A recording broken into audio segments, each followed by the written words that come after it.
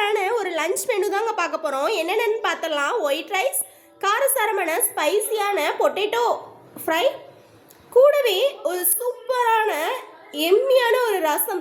இந்த ரசத்தை வந்துட்டு நீங்கள் எங்கேயுமே சாப்பிட்ருக்க மாட்டீங்க, அவ்வளோ அருமையாக இருக்கும். எங்கள் வீட்டில் எந்த ஒரு ரசத்துக்கு ஒரு அடிமை பட்டாளமே இருக்காங்கன்னு பாருங்களேன். இந்த ரசத்தை மட்டும் நீங்கள் செஞ்சு கொடுங்க, நாளையிலேருந்து உங்கள் வீட்டில் இருக்கிறவங்களாம் உங்கள் பேச்சு கேட்பாங்க, அந்தளவுக்கு அருமையாக இருக்கும். இந்த ஒரு சூப்பரான ஒரு லஞ்சை நாளைக்கு நீங்கள் உங்கள் வீட்டில் செஞ்சு பாருங்கள். வாங்க வீடியோக்குள்ளே போகலாம். என்னோடய சேனலை ஃபஸ்ட் டைம் பார்க்குறீங்கன்னா சப்ஸ்கிரைப் பண்ண மறந்துடாதீங்க. நாளைக்கு என்ன வீடியோ போடணும் அப்படின்னு சொல்லிட்டு கமெண்ட் பாக்ஸில் சொல்லுங்கள். நீங்கள் கமெண்ட் பாக்ஸில் சொன்னால் தான் உங்களுக்கு என்னோடய வீடியோ பிடிச்சிருக்கா இல்லையா, இல்லை நெகட்டிவ் கமெண்ட்ஸாவது போடுங்க.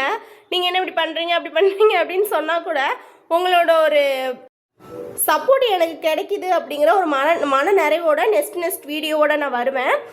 சரி வாங்க வீடியோக்குள்ளே போகலாம். எண்டு ஸ்க்ரீனில் ரெசிபிஸ் ஆட் பண்ணுறேன், மறக்காமல் விசிட் பண்ணி பார்த்துருங்க.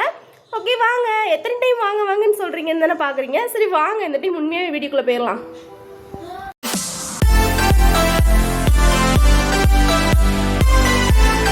எம்மியான ரசத்துலேருந்து ஸ்டார்ட் பண்ணிக்கலாம். ஒரு 4 தக்காளி பழத்தை எடுத்து சாப்பாட்டில் வேக வச்சு எடுத்துக்கிறேன். நம்ம வந்துட்டு நார்மல் வாட்டர்லேயுமே வேக வச்சு எடுத்துக்கலாம். நான் சாப்பாட்டில் வேக வச்சு எடுத்துக்கிட்டால் இன்னுமே டேஸ்ட் நல்லாயிருக்கும். ஓரளவு தோல் உறிஞ்சி வர்ற மாதிரி எடுத்து ஒரு பவுலில் வச்சுட்டு ஒரு லெமன் சைஸ் புளி எடுத்து தண்ணியில் ஊற வச்சு கரைச்சி எடுத்துக்கலாம்.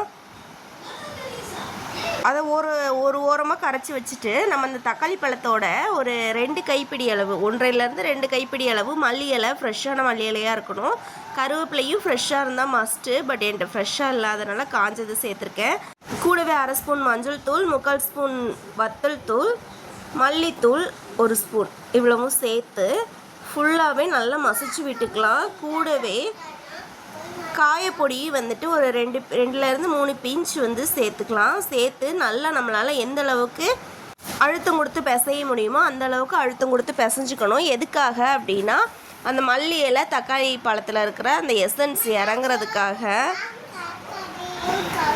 நம்ம ஃபுல்லாகவே இந்த எசன்ஸ் இறங்குற அளவுக்கு பிசைஞ்சதுக்கப்புறமா நம்ம இது அப்படியே எடுத்து புளிக்கரைசலோடு சேர்த்துக்கலாம். நம்ம வந்துட்டு இந்த ஸ்டேஜ்லேயே எந்த அளவுக்கு நம்ம குவான்டிட்டி ரசம் செய்ய போகிறோமோ அந்த அளவுக்கு நம்ம தண்ணி சேர்த்துக்கலாம். தண்ணி சேர்த்துட்டு தேவையான அளவு உப்புமே இந்த ஸ்டேஜ்லேயே சேர்த்துக்கலாம். ரசத்தை கூட்டி வச்சதுக்கப்புறமோ ரசம் கொதி வரும்போதும் நம்ம உப்பெல்லாம் சேர்க்கக்கூடாது. இந்த ஸ்டேஜ்லேயே நம்ம ஸ்டார்டிங்லேயே சேர்த்து தான் நம்ம வந்துட்டு ஃபுல்லாகவே கூட்டியே வைக்கணும். நம்ம கூட்டி வைக்கிறதுக்காக மிளகு பூண்டெல்லாம் அரைச்சிட்டு வந்துக்கலாம். அரைக்கிறதுக்காக நான் ஒரு முழு பூண்டு எடுத்திருக்கேன். பூண்டு வந்துட்டு ஃபுல்லாகவே இந்த தோலோடு தான் சேர்த்துக்கணும். அந்த தோல் சேர்க்குறது தான் ரசத்துக்கு உண்மையாகவே ஒரு சூப்பரான ஒரு ஃப்ளேவரை கொடுக்கும். அப்புறம் 1லேருந்து ஒரு 2 ஸ்பூன் மிளகு சேர்த்துக்கலாம். 1/2 ஸ்பூன் ஜீரகம் சேர்த்துக்கலாம். கூடவே கருவேப்பிலை குச்சி இருக்கு இல்லையா, அது இருந்தால் சேர்த்துக்கோங்க, நல்லா கமகமன்னு வாசனையோடு இருக்கும். ஒரு வத்தல் சேர்த்துக்கலாம். கொரப்பாக அரைச்சிட்டு வந்துக்கலாம். எப்போவுமே ரசத்துக்கு கொரப்பாக தான் அரைக்கணும். ரொம்ப ஃபைன் பவுடர் ஃபைன் பேஸ்ட்டெல்லாம் அரைக்கக்கூடாது. ஒரு ஸ்டவ்வில் ஒரு பாத்திரத்தை வச்சுக்கலாம். பாத்திரம் சூடானதுக்கப்புறமா ஆயில் சேர்த்துக்கலாம்.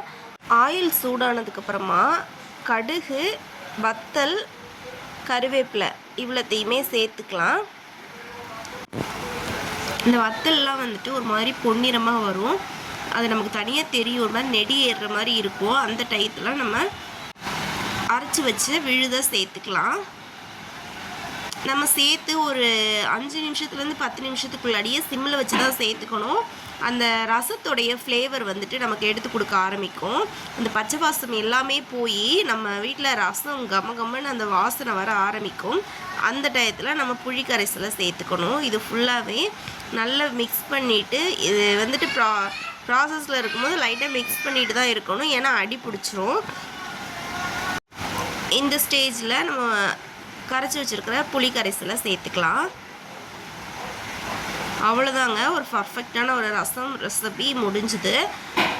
இது வந்துட்டு ஒரு மூடி போட்டு விட்டுட்டோன்னா ஒரு 5 மினிட்ஸ்லேருந்து 10 மினிட்ஸ் ஒரு மூடி போட்டு சிம்மில் விட்டுட்டிங்கன்னா இந்த மாதிரி நுரக்கட்டி வரும். நுரக்கட்டி வரும்போது ஸ்டவ்வை ஆஃப் பண்ணிடணும். இதுக்கு மேலே கொதிக்க விடக்கூடாது. கொதிக்க விட்டால் அந்த ரசத்தோடைய ஃப்ளேவரே மாறிடும். அதனால் இதுதான் வந்துட்டு கரெக்டான ஒரு பதம். நெக்ஸ்ட்டு பொட்டேட்டோ ஃப்ரை பார்க்கலாமா? எம்மியான சூப்பரான டேஸ்டியான ஒரு பொட்டேட்டோ ஃப்ரை எப்படி செய்யுதுன்னு பார்க்கலாம் வாங்க. 2 பொட்டேட்டோ எடுத்து பொடி பொடியாக கட் பண்ணி நல்லா வாஷ் பண்ணி ஒரு கடாயில் சேர்த்துருக்கேன். 2 பொட்டேட்டோ 2 பேர் தாராளமாக சாப்பிட்லாம். ஒரு வேளை உங்களுக்கு குவான்டிட்டி அதிகமாக வேணும், நிறைய மெம்பர்ஸ் இருக்காங்கன்னா நீங்கள் அதிகமாக கூட அதுக்கேற்ற மாதிரி சேர்த்துக்கலாம். நான் வந்துட்டு ஒரு நல்லா வாஷ் பண்ணிவிட்டு நல்லா வேக வச்சு எடுத்துக்கிறேன். இது எப்படி இருக்கணும்னா, நம்ம உடைக்கும் போது உடையணும், மசியக்கூடாது, உடையணும். மசிச்சிச்சுன்னா நம்ம பொரியல் பண்ணும்போது ஒரு மாதிரி கொலன்னு ஆயிரும், ஒரு மாதிரி மசிஞ்சிரும். அதனால் மசியாத அளவுக்கு உடையிற அளவுக்கு இது பண்ணிவிட்டு ஒரு பாத்திரத்தில் மாற்றி வச்சுக்கலாம். அதே கடாயில் ஆயில், கடுகு, ஜீரகம், கருவேப்பிலை சேர்த்துட்டு இந்த நம்ம வேக வச்ச பொட்டேட்டோவை சேர்த்து தேவையான அளவு சால்ட்டு, 1/4 ஸ்பூன் மஞ்சள் தூள், காரத்துக்கு ஏற்ற மாதிரி வத்தல் தூள் சேர்த்து நல்லா மிக்ஸ் பண்ணிட்டீங்கன்னா மசாலா எல்லாமே ஓரளவு சேர்ந்துடும். ஒரு மூடி போட்டு ஒரு 5லேருந்து 10 நிமிஷம் சிம்மில் வச்சு விட்டுட்டிங்கன்னா ஒரு சூப்பரான பொட்டேட்டோ ஃப்ரை ரெடி ஆயிரும்.